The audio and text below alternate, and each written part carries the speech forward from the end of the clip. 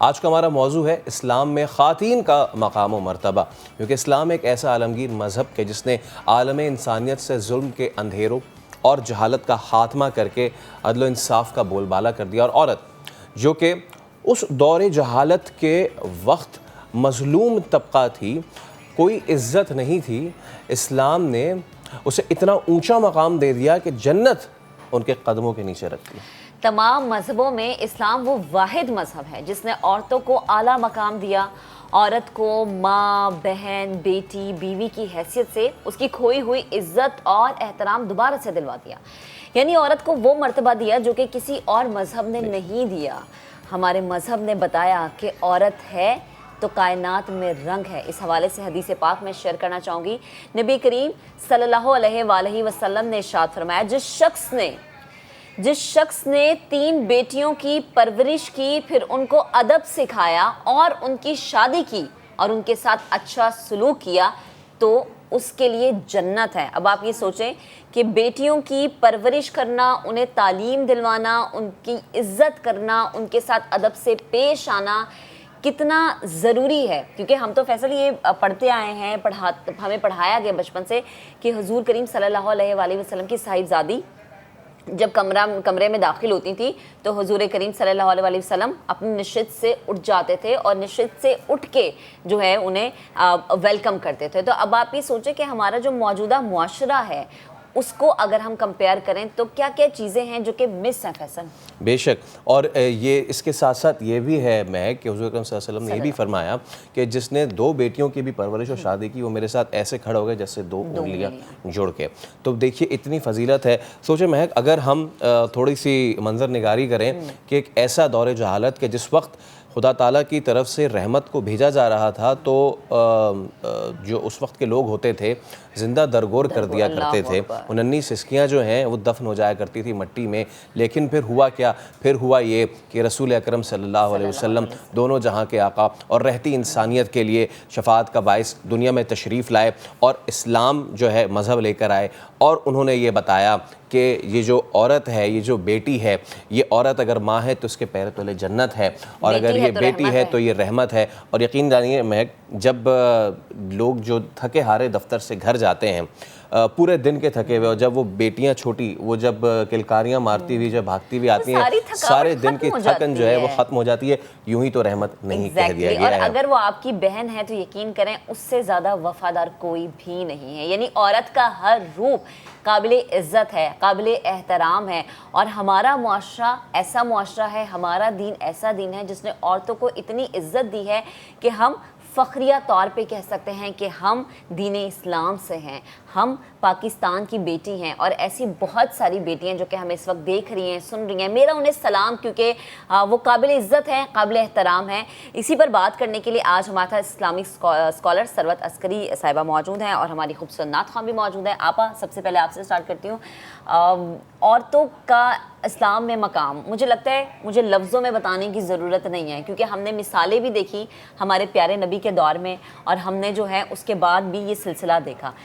اگر میں یہ کہوں کہ عورت کے حقوق کے حوالے سے جو ابھی کا ہمارا معاشرہ ہے کہ جسے سلب کر لیا جاتا ہے یا وہ حقوق دیے نہیں جاتے، جانتے بوجھتے ہوئے بھی کسی بھی طور پہ اگر حقوق کو ہم دیکھیں وہ حقوق اگر نہیں ملتے تو کیا کامنٹ کریں گے آپ اس میں؟ بسم اللہ الرحمن الرحیم۔ السلام علیکم۔ آپ سب کو ماہ رمضان مبارک کی مبارکباد پیش کرتے ہوئے، اور ماہ رمضان مبارک میں بھی یوم جمعہ کی مبارکباد پیش کرتے ہوئے، اور اس دعا کے ساتھ کہ پروردگار عالم اس ماہ رمضان مبارک کو ہم سب کے لیے برکت کا، رحمت کا، بخشش کا، مغفرت کا، فلاح کا، نجات کا مہینہ قرار دے دے، آمین ثم آمین۔ اور بڑا خوبصورت سوال ہے آپ کا، آج آپ کا موضوع بڑا خوبصورت ہے اس لیے کہ خواتین کے حقوق پر بات ہو رہی ہے۔ مجھے یاد ہے کہ میں بہت سال پہلے ایک مرتبہ ایک مقام پر کچھ پروگرامز ہوسٹ کر رہی تھی، مختصر سے پروگرام تھے رمضان کے حوالے سے، اور اس کے عنوانات بھی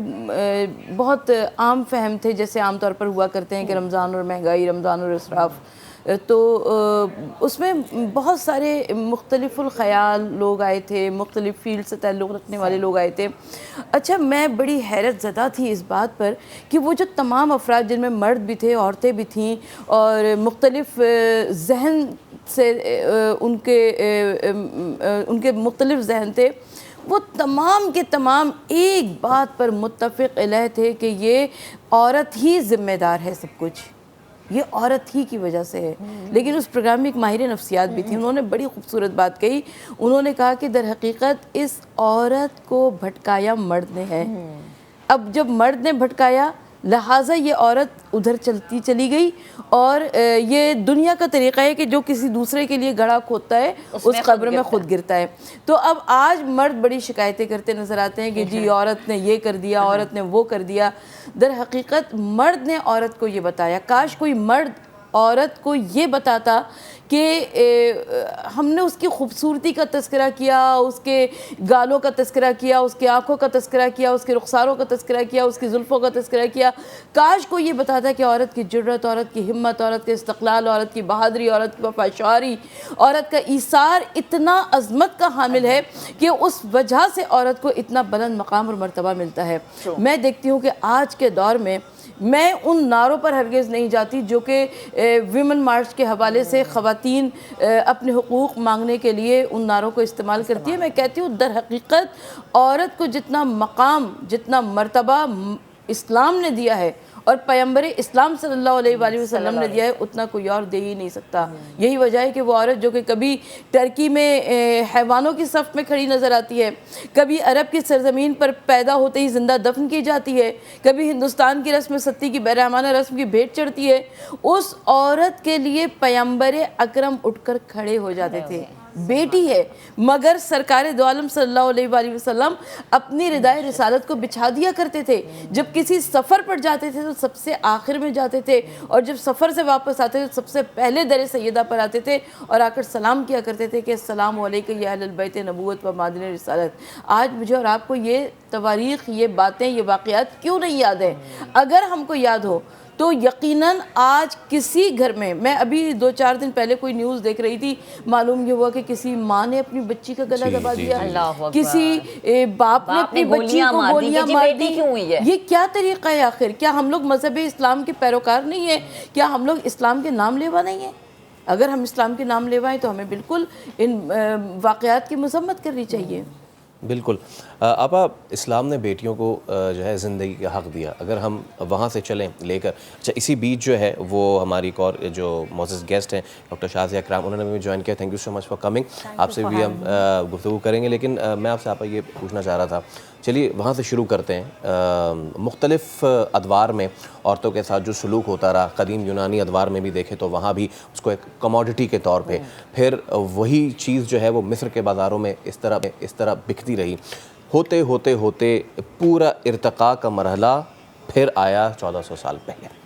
اور اس کے بعد یہ بتایا گیا کہ اگر وہ بیٹی پیدا ہو رہی ہے تو وہ باعث شرم نہیں ہے، اس کی نسوانیت باعث شرم نہیں ہے، وہ باعث فخر ہے۔ میں چاہوں گا کہ تھوڑا سا اس دور پہ ہماری روشنی فرمائیے گا، کس طریقے سے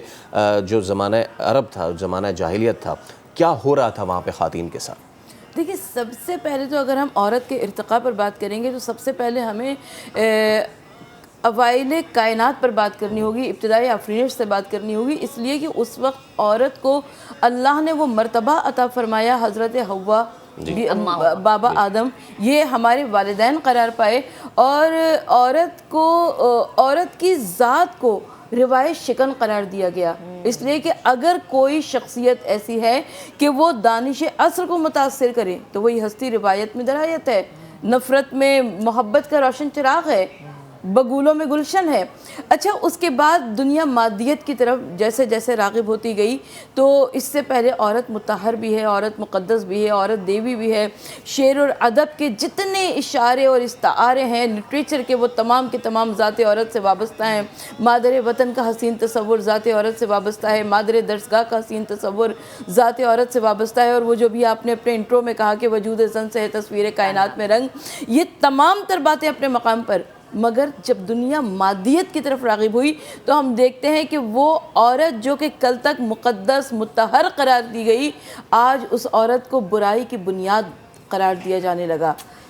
برائی گناہ کا سرچشمہ قرار دیا جانے لگا. اب جب برائی کی بنیاد اور چشمہ قرار دیا جانے لگا تو میں یہ دیکھتی ہوں کہ ہم تاریخ کے مختلف ادوار میں اس عورت کی تحقیر دیکھتے ہیں, اس عورت کی تذلیل دیکھتے ہیں, لیکن جب اس عورت کی سورہ نحل میں پروردگار عالم ارشاد فرما رہا ہے کہ تم لوگ یاد کرو اس وقت کو کہ جب تمہارے گھر میں کسی بیٹی کی ولادت ہوا کرتی تھی تو تمہارے چہرے رنج کے مارے سیاہ ہو جایا کرتے تھے. لیکن آج کے دور میں اللہ کے رسول صلی اللہ علیہ وآلہ وسلم کی پاک تعلیمات پر عمل کرتے ہوئے, کیونکہ آقا صلی اللہ علیہ وآلہ وسلم نے عالم اسلام کو اتنی بہترین مثالیں دیں کہ سرکار دو عالم صلی اللہ علیہ وآلہ وسلم کے اصولوں پر عمل کرتے ہوئے آج میرا دل یہی کہتا ہے کہ میرے جیسے عام گھروں میں ہر باپ اپنی بیٹی کو سر آنکھوں پر بٹھاتا ہے. بے شک.